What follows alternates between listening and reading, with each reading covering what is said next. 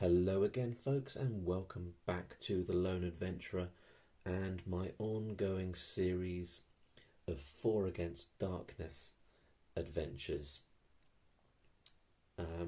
in which my characters of Helgo the Cleric, Solana the Elf, Dorazol the Dwarf, and Quip the Rogue continue their adventures. They've been on one delve together.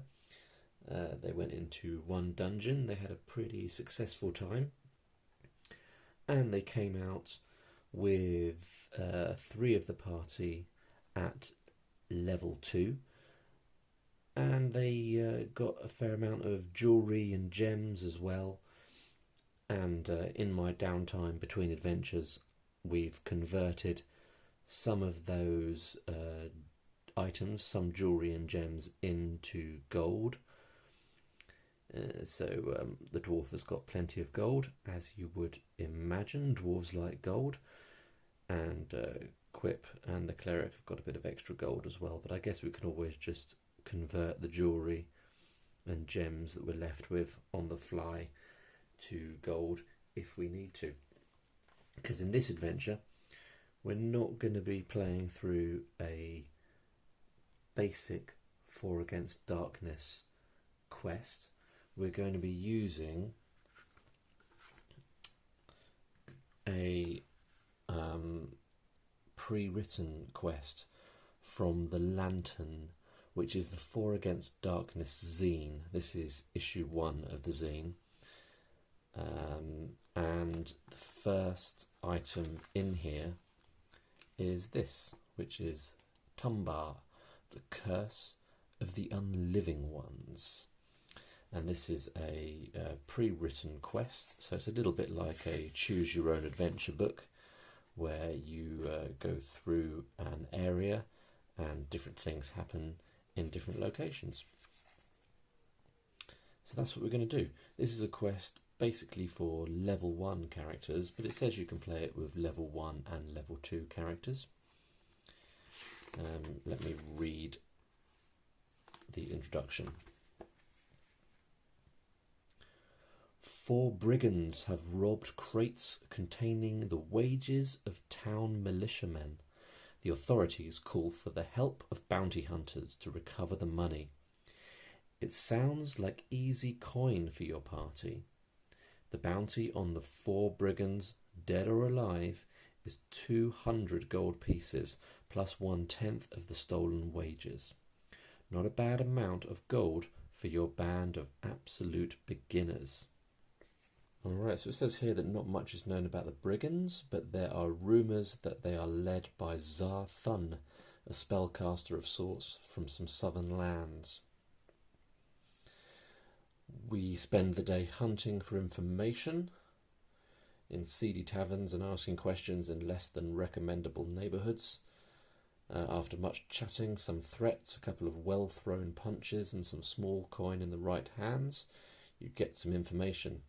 Spend 1 gold piece from any character to represent a bribe. So let's do that quickly. I think my rogue.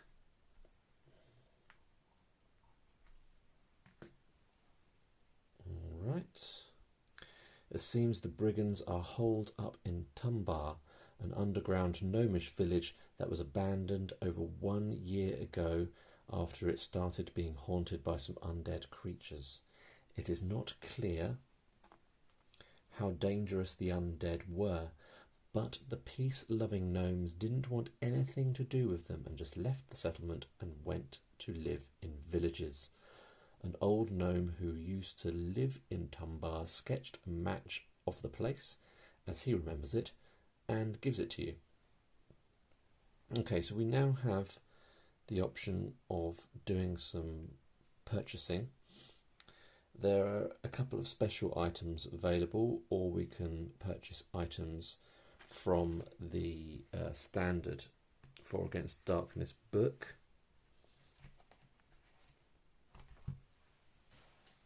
And actually, I'm just looking at what I've got. We've got a couple of bandages. I might I think we're probably okay. So I'm not going to buy any of the basic items. Have I got a spare lantern? Because my lantern is currently being carried by Quip the Rogue. Doesn't look like I have a spare. Did I never buy a spare lantern? No, I didn't. Alright, so let's just quickly grab a spare lantern in case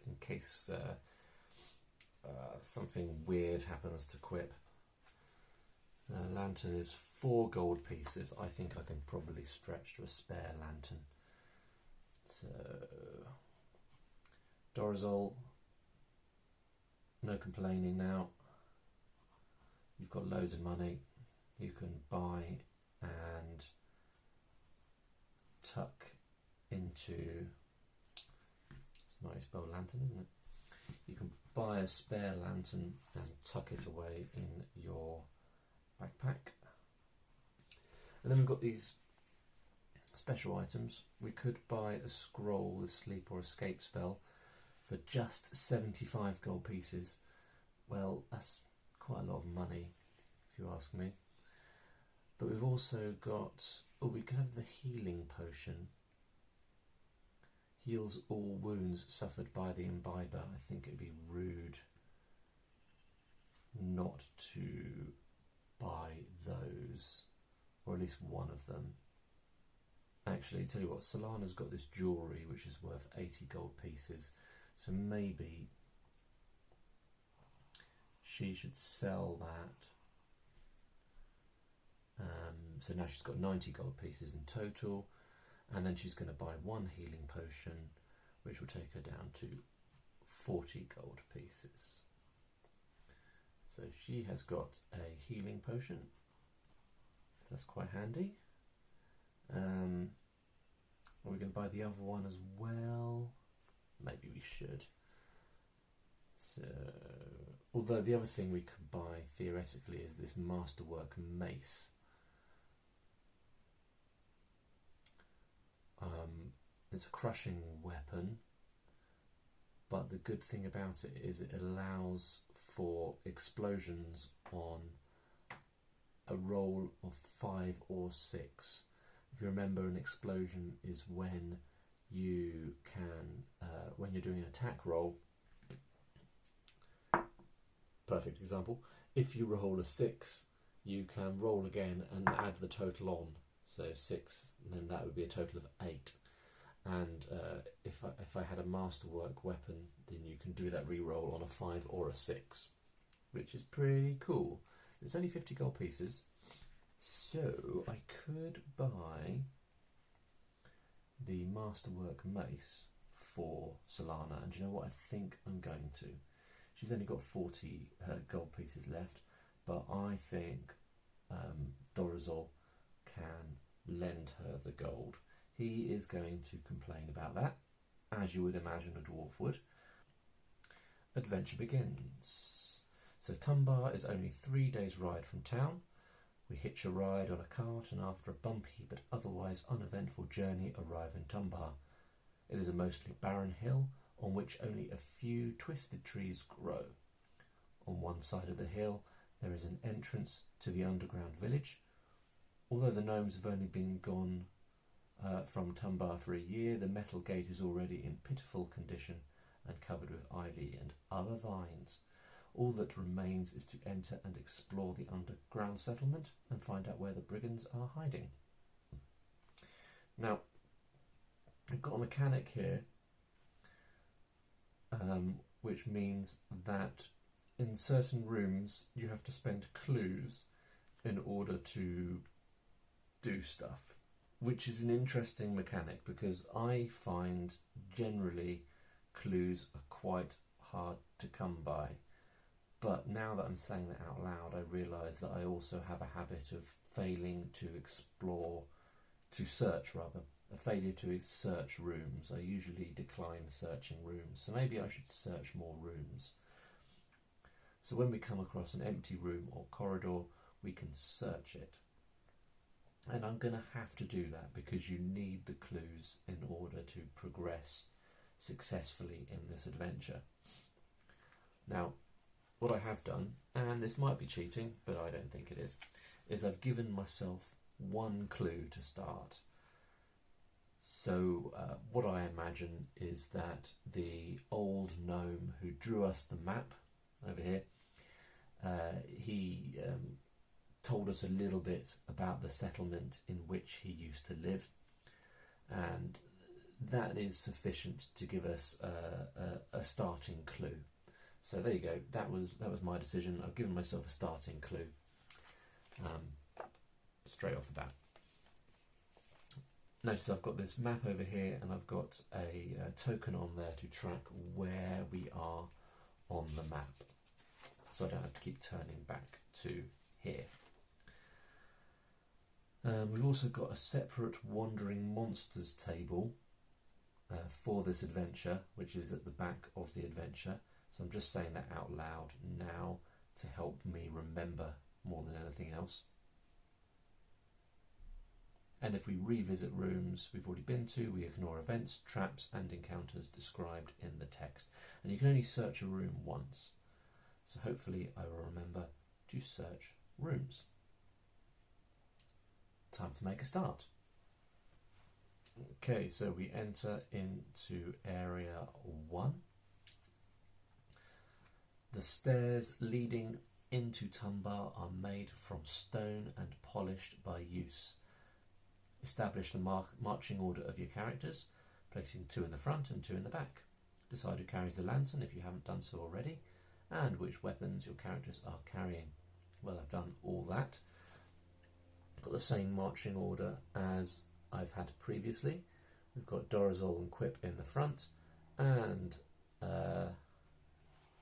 names, Helgo and Solana in the back. So let's go through to the first area. This large room seems empty. There is an opening to a corridor to the north, or a locked door. If you have a rogue in the group, you can try to lockpick the door, or you can break it down with magic or brute force. Obviously, you may choose to ignore the door and take the corridor. So I think I'm just going to, I'm just going to go into this corridor, number 26. As soon as the party enters the corridor, a niche opens in the wall and a mechanical device comes out that throws a poisoned dart at one of the characters in the front row. Oh dear, that sucks. If you have a rogue in the front row, oh good, I do, I have a rogue in the front row, roll a die versus level 4, the difficulty of the trap.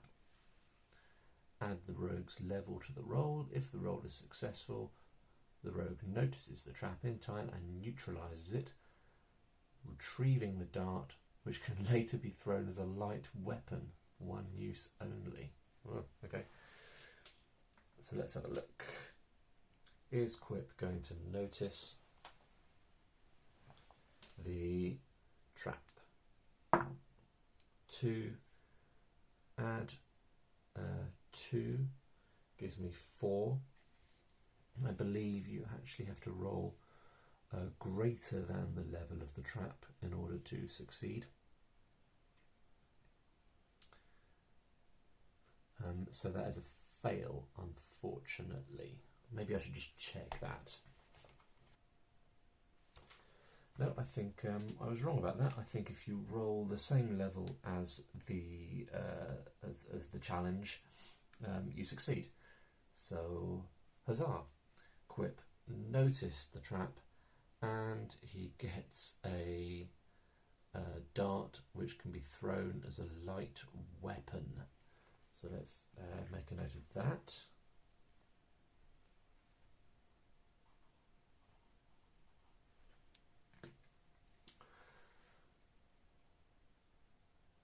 There's nothing else in the hallway, and you can use the rules for searching it if you want. Okay, so as we discussed, I need to search every corridor in the hopes of finding a clue. 3. 3 gives you nothing, I think. You've got to roll a 5 or a 6 to find something useful. So we've got this table here. So if I rolled a 1, I'd find a wandering monster, which would be a bit of a downer. 2 to 4, the room is empty, and 5 to 6, you can find a clue, a secret door, or a hidden treasure. Let's carry on. Room 23. I'm supposed to mark that room so that I know that it has been searched. Try and decide how to do that.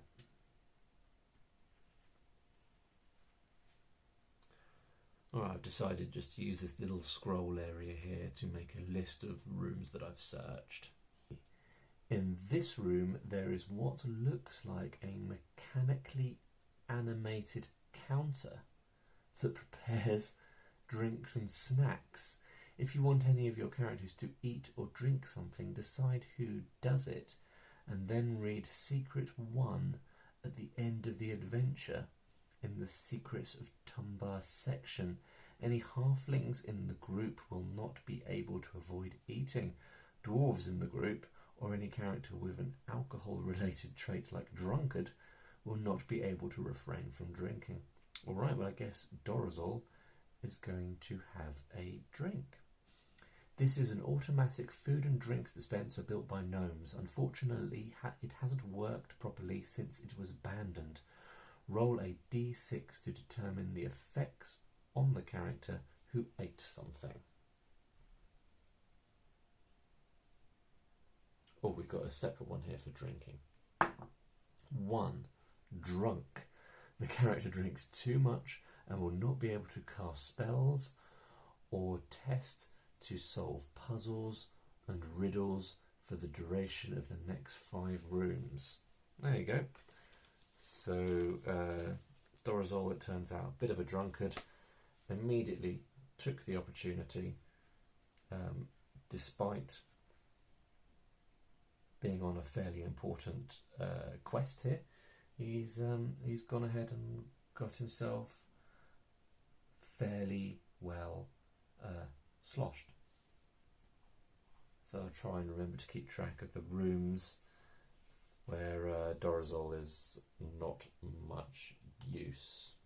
Let's go over into 19. Leaning against a wall, there is a wooden lectern with a complicated interlocking game on it. These are numerous pieces of wood which apparently can be interlocked to form a cube. Intricate symbols run through all the surfaces of the puzzle pieces. If you want to try and solve the game, choose one of your characters and read Secret 3 at the end of this adventure. Again, I mean, you've got to try and solve little puzzles when you find them, haven't you? So let's do this. I'm going to choose someone. I'm going to go for Quip. Obviously Dorazol can't do it because he's still swaying and ranting. I'm not sure what a drunk dwarf does. Here we go, Secret 3. Roll a d6, adding the character's level if he or she is a wizard, not a barbarian.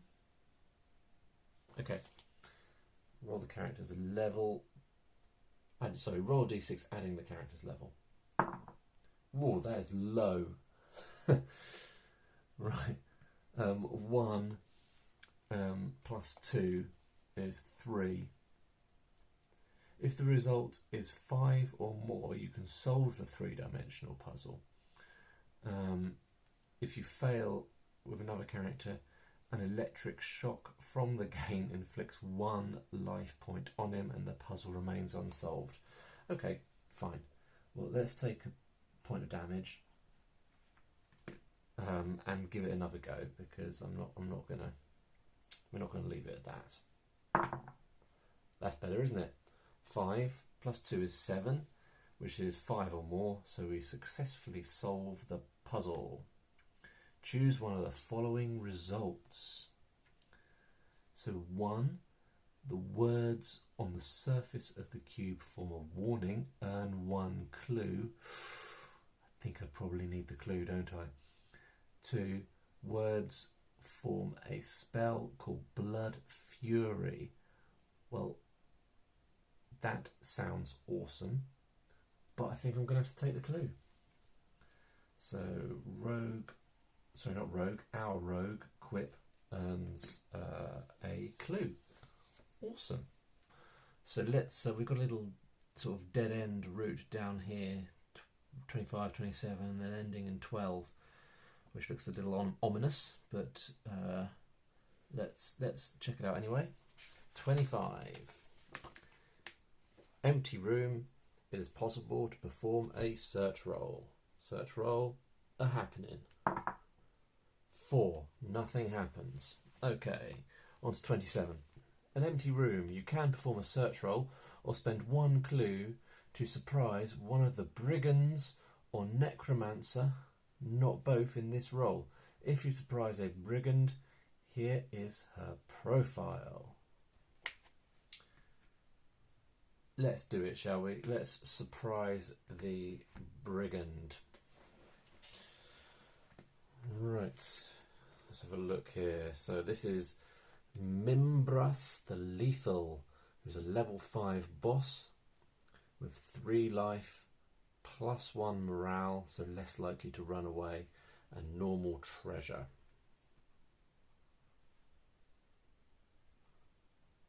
Mimbras is equipped with scale armour and a +1 magical sword, counts as a slashing melee weapon if used by characters, but adds +1 to attack roll. Her armour counts as heavy armour if worn by one of the characters. On Mimbras, the armour has a different effect. Every time you inflict a wound on her, you have to roll a die. On a 1 to 4, nothing happens. On a 5 to 6, the wound is absorbed by the armour and is ignored.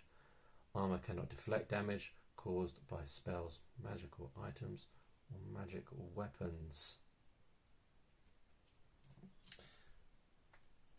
Let's attack Mimbras then. Let's start with Dorizal. 5. Goody goody. 5, 6, 7. So that's definitely inflicting a point of damage. But we've got to account for her special armour.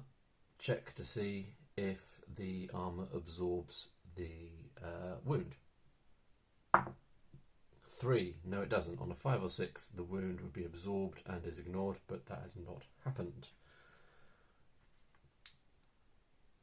So Mimbras takes a point of damage, then Quip attacks. 4, and Mimbras is a level 5, so not much happens. The damage does not happen. Okay. This is Helgo having a go. 4, 5. Cool, so that is doing a point of damage. See if the armour absorbs it. Does not. Great. This is good. We might get this baddie dispatched before they get a chance to attack back. Ooh, this is Solana. 3, adding 2, that's good.